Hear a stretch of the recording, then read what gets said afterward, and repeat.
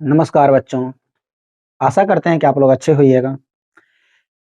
आज 12वीं क्लास के हम काव्य खंड स्टार्ट करने जा रहे हैं। काव्य खंड का यह आपका पहला वीडियो है और काव्य खंड का पहला पाठ का पहला वीडियो है। पहला पाठ कहने का मतलब है कि सबसे पहला चैप्टर है आपका मलिक मोहम्मद जायसी के द्वारा लिखित एक बहुत ही अच्छा छंद है जो कि पद्मावत से लिया गया है। ठीक है, करबक जिस चैप्टर का नाम है, जो पाठ हम लोग पढ़ने वाले हैं उस पाठ का नाम क्या है? करबक। हालांकि मैं देख रहा हूँ ये थोड़ी सी लाइट की इशू है। एक दो वीडियो में बच्चों कोशिश करूंगा कि आप लोग के लिए बेहतर से बेहतर वीडियोज बनाए। थोड़ा सा भी फर्स्ट टाइम है तो थोड़ी सी दिक्कत हो रही है, मैं इसको समझ रहा हूँ, लेकिन भावनाओं को समझो। आपके लिए बेहतर से बेहतर लाने की कोशिश की जाएगी बच्चों। तो आज हम लोग ना मलिक मोहम्मद जायसी जी के बारे में पढ़ने वाले हैं, जो कि करबक की रचना किए हुए हैं। और ये करबक पद्मावत से लिया गया है। पद्मावत के पहला छंद और आखिरी छंद से करबक भाग एक जो है बच्चों, पद्मावत के पहले छंद से लिया गया और करबक भाग दो जो है वो पद्मावत के आखिरी छंद से लिया गया। आपके मन में क्वेश्चन है कि सर पद्मावत क्या है? ठीक है, तो बच्चों पद्मावत एक बहुत अच्छी और बहुत बड़ी और बहुत ही बढ़िया सुंदर प्यारा सा एक प्रेम कथा है। और ये प्रेम कथा पता है किसके ऊपर है?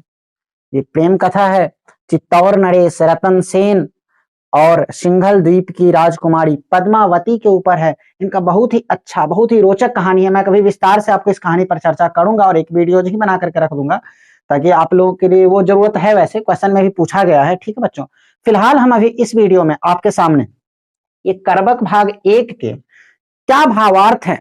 ठीक है, क्योंकि हालांकि करबक भाषा है, भाषा से ही पता चलता है कुछ समझ में आने वाला नहीं है। ठीक है, और ये जो पद है ना वो मलिक मोहम्मद जायसी जी के द्वारा लिखा गया, जिनको प्रेम से लोग शॉर्टकट में जायसी जी भी कहते हैं। ठीक है, इन्हें जायसी जी के नाम से भी बुलाया जाता है और इन्हें लोग प्रेम का पीर कहते हैं। प्रेम का पीर कहने का मतलब हुआ बच्चों कि हमेशा प्रेम की बातें करते हैं। जो भी कविताएं लिखते हैं प्रेम के ऊपर लिखते हैं, जो भी चर्चाएं करते हैं प्रेम के ऊपर करते हैं।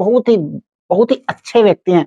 और करबक भाग एक में बच्चों इन्होंने अपने चरित्र, अपने गुण, अपने रूप, अच्छा हो या बुरा हो डजेंट मैटर, वो तो पढ़ने के बाद पता चलेगा, अपने रूप गुण इन चीजों पर ही चर्चा किया है। और दूसरे भाग में इन्होंने बताया है कि रूप मैटर नहीं करता है, रूप इट डजेंट मैटर, महत्व तो रखता है आपका गुण। अगर आपका गुण बेहतर है तो रूप ऑटोमेटिक कैसा भी होगा। आपकी बुराइयां अगर कम है और अच्छाइयां बहुत ज्यादा है ना, तो आपकी बुराइयां झप जाएगी बच्चों। तो हम आपको ना इस पर चर्चा करने वाले हैं और इस चीज को बेहतर तरीके से कोशिश करेंगे समझाने की। और कोशिश हमारी ये होगी कि हम लय में आपको इन चीजों को समझाएं। और हालांकि थोड़ी सी दिक्कतें होंगी क्योंकि इनका लय बनाना बहुत ही कठिन कार्य है। हमने कोशिश किया है बनाने का बच्चों, और आशा करते हैं कि आपको समझ में आएगा। अगर इस कविता की बात करें, इस छंद की बात करें, ठीक है, इस छंद में आपसे पूछा जाएगा कि कौन सा रस पाया जाता है, तो आप वैसे भक्ति काल के कवि हैं तो इनमें भक्ति रस पाया जाता है, जिसको शांत रस भी कहा जाता है। ठीक है, भक्ति रस या शांत रस कहिएगा, ये पाया जाता है। इनको प्रेम की पीर कहा जाता है। और हालांकि हम लेखक परिचय पर अभी चर्चा नहीं कर रहे हैं, नहीं तो उस पर भी आपको हम बताते थोड़ी सी बातें, लेकिन लेखक परिचय पर जब चर्चा होगी तो मैं एक वीडियो लेखक परिचय पर बनाऊंगा और वो सारी की सारी चीज आपको समझाऊंगा। अभी हम लोग बात करने वाले हैं इस करबक भागवन के भावार्थ के ऊपर। कह रहा है एक नयन कवि मोहम्मद गुनी, यानी कि वो मोहम्मद, मलिक मोहम्मद जायसी की बात हो रही है। मोहम्मद मतलब मलिक मोहम्मद जायसी एक आंख के से वंचित है, एक ही आंख उनके पास है। कह रहा है एक नयन कवि मोहम्मद गुनी, एक नयन के होते हुए भी मलिक मोहम्मद जायसी क्या है? गुणी है, गुणवान है। कर सोई भी मुहा जय कवि सुनी, जो इनके कविताओं को, इनके काव्य को या इनके बारे में इनको जो सुन लेता है वो विमोहा मतलब मोहित हो जाता है, विभोर हो जाता है। ठीक है, इनके प्रति कह रहा है चांद जैस जग विधि अवतार, चांद की तरह ईश्वर ने इन्हें, विधाता ने इन्हें, विधि का अर्थ होता है यहाँ पर विधाता, चांद जैस मतलब चांद के जैसे विधाता ने इन्हें जग में, दुनिया में उतारा है। और कह रहा है दीन कलंक की न उजियारा। रे भैया, चांद में भी तो एक कलंक है। जिस तरह चांद में कलंक है उसी तरह इसमें, इनमें भी एक कलंक दे दिया कि एक कान एक आंख से क्या है? वंचित है। ठीक है, एक आंख भी इनका वंचित होता है और एक कान से भी ये वंचित होते हैं, फिर भी इतना निर्मल भाव में ये लिखते हैं एक नयन कवि मोहम्मद गुनी, सोई भी मुखा जय कवि सोनी। तो एक नयन के ये मोहम्मद गुणी है, एक नयन होते हुए भी ये मोहम्मद मलिक मोहम्मद जायसी बहुत ही गुणवान है व्यक्ति हैं। और जो इनके बारे में सुन लेता है वो मोहित हो जाता है, विमोह हो जाता है, निर्मल हो जाता है।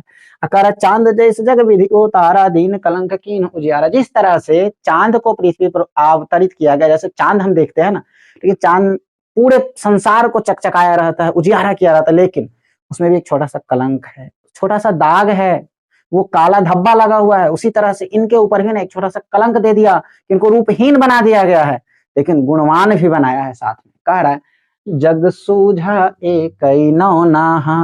अरे एक ही नयन से इन्होंने पूरे संसार को समझ लिए, ये पूरे संसार को एक आंख के द्वारा ही समझ गए।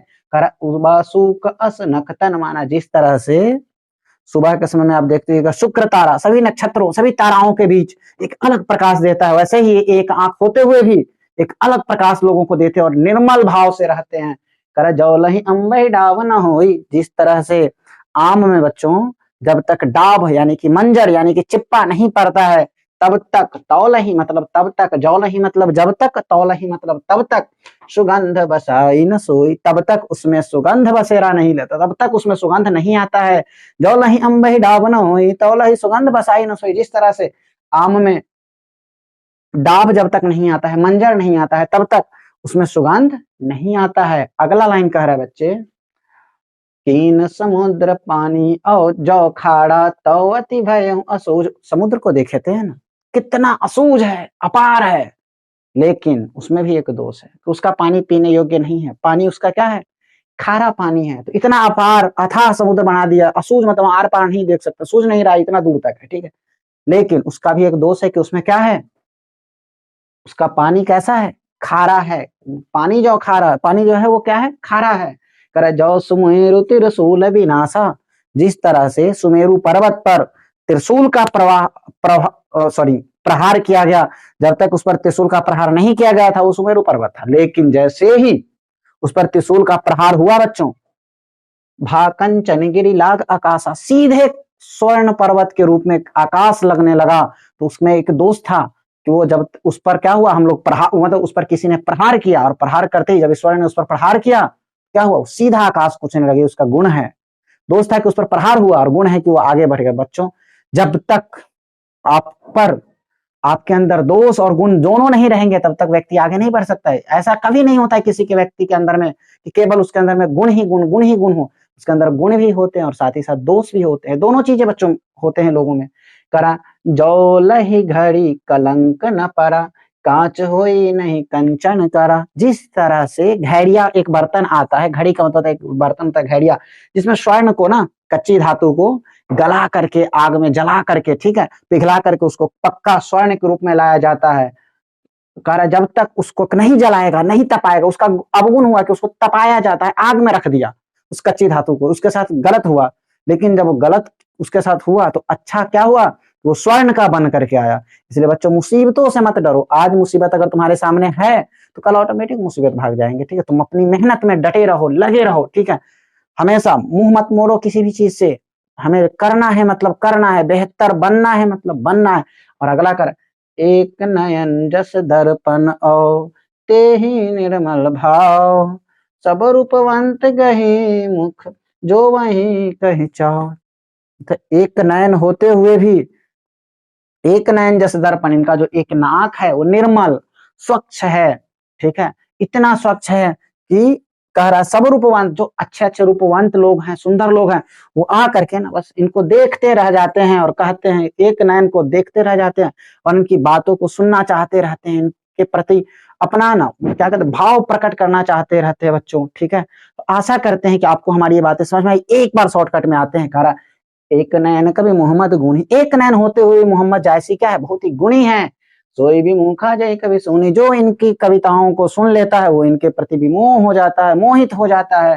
चांद जैसे जग विधि अवतारा, चांद की तरह इनको विधाता ने उतारा है। लेकिन दीन कलंक की न उजियारा, एक कलंक भी साथ में दे दिया जिस तरह से चांद को है, लेकिन चांद के साथ कलंक होने के साथ साथ चांद पूरे संसार को उजियारा करता, उसी तरह ये रूपहीन होने के साथ साथ पूरे संसार को क्या करते हैं, उजियारा प्रदान करते हैं।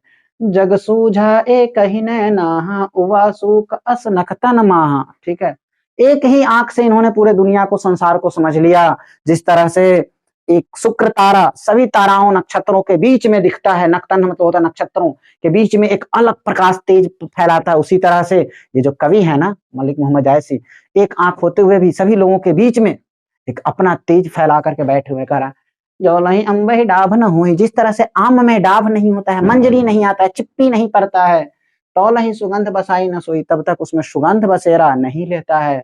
कीन समुद्र पानी जो खारा, तो वही भय तो सोच उपारा। इतना असूझ अपार समुद्र है, समुद्र का जल है, लेकिन उसका में भी एक दोष है। दोष ये है कि उसका पानी क्या है, खारा पानी है। कह रहा है जो सुमेरु त्रिशूल विनाशा, जब त्रिशूल से सुमेरु पर्वत पर प्रहार किया गया, विनाश करने की कोशिश की गई, विनाश किया गया, तब भा कंचनगिरी लाग आकाशा, कंचनगिरी मतलब होता सीधा आकाश को छूना शुरू कर दिया। कह रहा है जो लही घड़ी कलंक न पड़ा, जब तक घड़ी का मतलब होता है घड़िया बर्तन जिसमें सोना को कच्ची धातु कह रहा है, जो लही घड़ी जब तक घड़ी कलंक न पड़ा, कांच हो ही नहीं। देखो यहाँ पर कलंक का अर्थ वैसे बच्चों कोयला होता है। जब तक कोयले में उस कांच सॉरी कोयले में ना, कोयले के अंदर एक पात्र में, एक बर्तन घड़िया में जब तक कच्ची धातु को कोयले के आग में नहीं जलाया जाएगा, तब तक वो स्वर्ण मुद्रा नहीं बन पाएगा। करे कांच हो ही नहीं कंचन बड़ा, वो कच्चा धातु कंचन करा, कंचन मतलब होता सोना नहीं बन सकता है। और एक नयन जस दर्पण औ ते ही निर्मल भाव, एक नयन के होते हुए भी दर्पण के समान उनका नयन है और उनका निर्मल भाव है। सब रूपवंत गही जो वही कहीं चाओ, सारे के सारे रूपवंत लोग, गुणवान लोगों के उनके सामने में बैठ करके उनकी बातें सुनना पसंद करते हैं बच्चों। तो आशा करते हैं आपको सारी की सारी बातें समझ में आ गई है। ये जो करबक है ये पद्मावत के प्रथम छंद और आखिरी छंद से लिया गया है। करबक भाग 1 छंद 1 से और करबक भाग 2 अंतिम छंद से लिया गया है। इसके अंतर्गत कहानी की बात करें तो पद्मावत जो कहानी है वो एक प्रेम कथा है, सिंघल द्वीप की राजकुमारी पद्मावती और चित्तौड़ नरेश रतन सेन के द्वारा। ठीक है, मिलते हैं बच्चों अगले वीडियो में और आज की सभा को यहीं पर समाप्त करते हैं। आशा करते हैं आपको सारी की सारी वीडियो समझ में आया होगा। नमस्कार बच्चों, धन्यवाद।